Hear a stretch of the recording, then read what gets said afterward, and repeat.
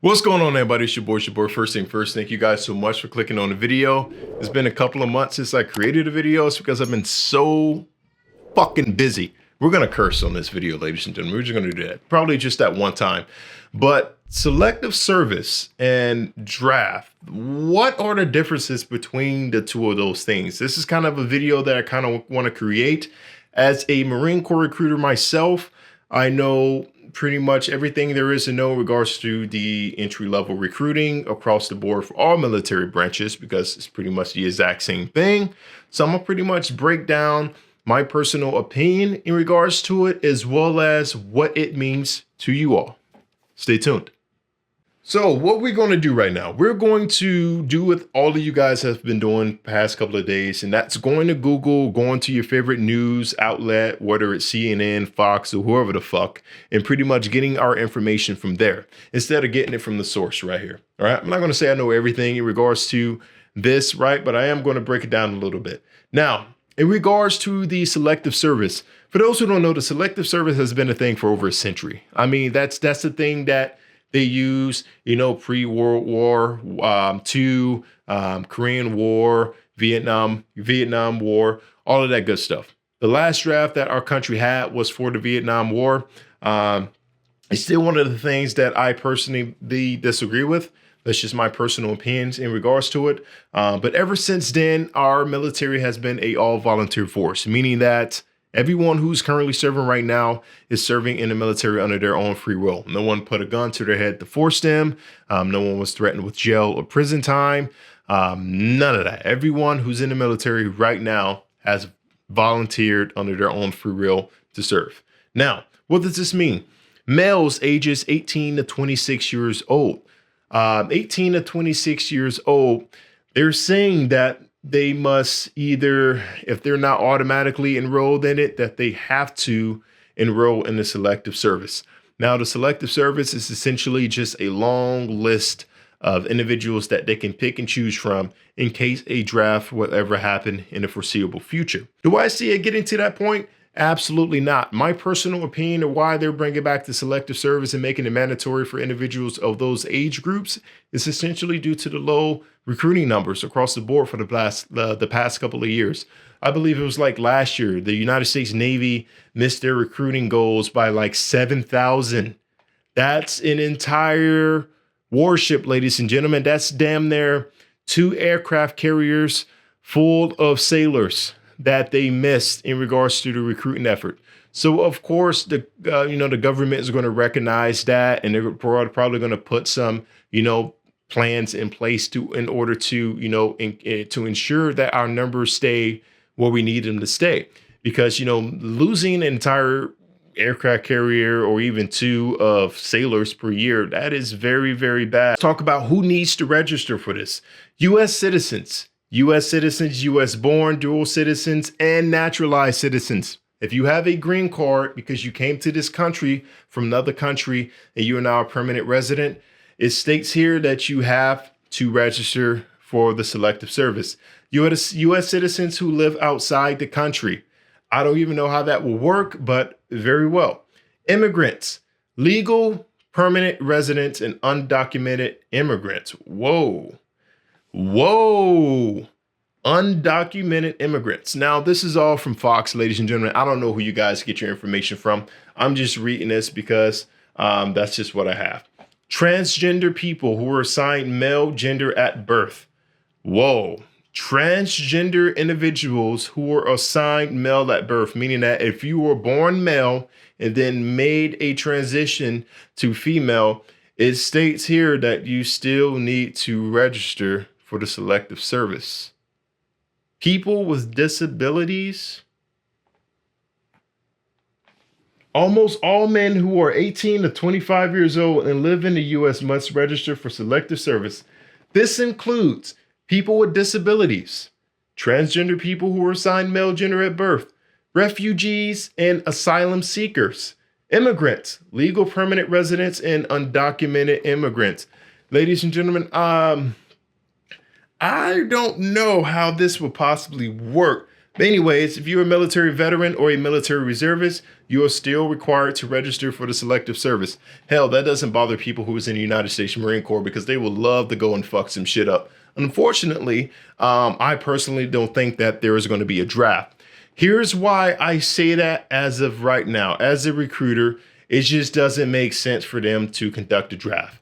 All right. Listen, I've been in the Marine Corps for 10 years now. I've served under 3 different presidents so far. And I've noticed during my time of serving that there's always has been a slinky effect of tensions that are rising in the world, ladies and gentlemen. Every time tensions rise, everyone starts to think of what? The draft. Are we going to get drafted? Are we going to have to go fight, go to war with whoever country? That is the main topic of everyone's, that's in everyone's head. If you served in the armed forces and you are 26 years or older but failed to register, your DD-214 is evidence that your failure to register was not knowing and willing. So essentially, if you're over the age of 26 years old, it pretty much seems here that your DD-214 is like your get out of jail free card in a sense. Conscientious objectors are required to register. So for individuals who don't believe in, I don't know, carrying a weapon, like the Medal of Honor recipient from World War II, you guys will be okay. Very well. Now, this is just pretty much just like a wave top of all the requirements. And let's get to what if you don't register. Let's talk about that. What if you don't register? According to law, it is considered a federal felony, punishable by a fine up to $250,000 or a prison term of up to 5 years or a combination of both if you fail to register with Selective Service. Ladies and gentlemen, a felony conviction means you lose your right to vote and have the right to own, possess, and use a firearm among. Well, I will tell you, we're going to find out who's the patriots now. We're going to find out who are the patriots of America now that they're implementing this thing. So let's go ahead and talk about it just a little bit more. Because I know a lot of people are wondering, well, why stop strong, Pat? Why are you sipping the Kool-Aid? Why do you think there's not going to be a draft?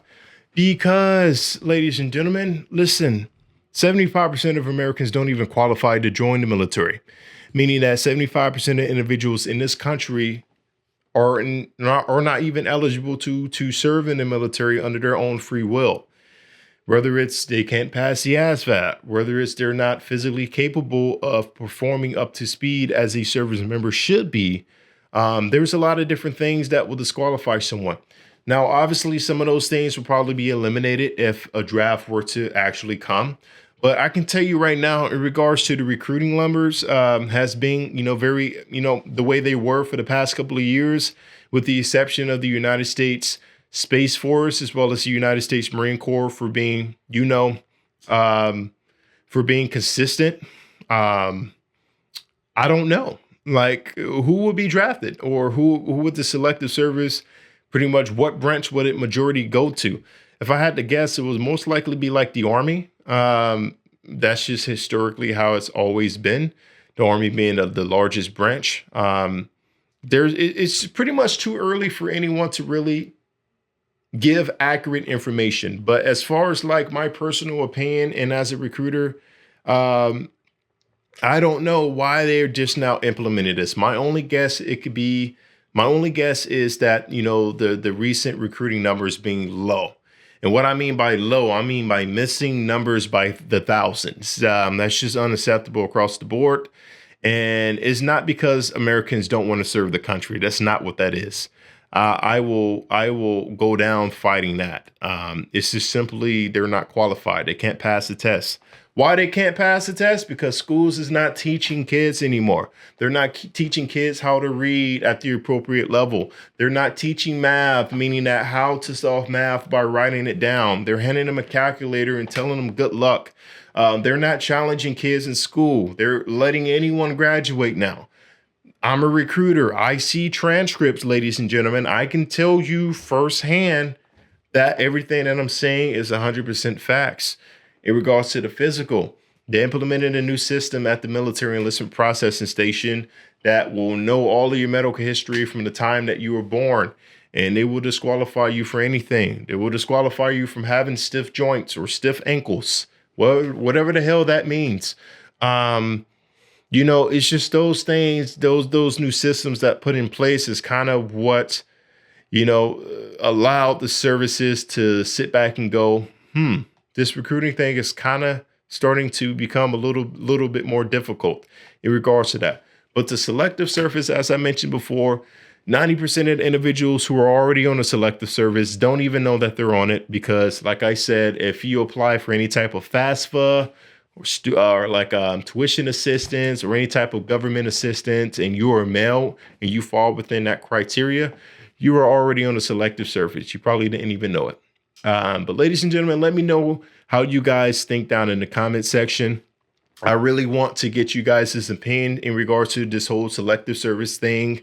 What are you guys' thoughts on it? Do you guys agree with it? Do you guys not agree with it? Let me know what you guys think down in the comment section. Let's start a little chat down there and open it up for some discussions.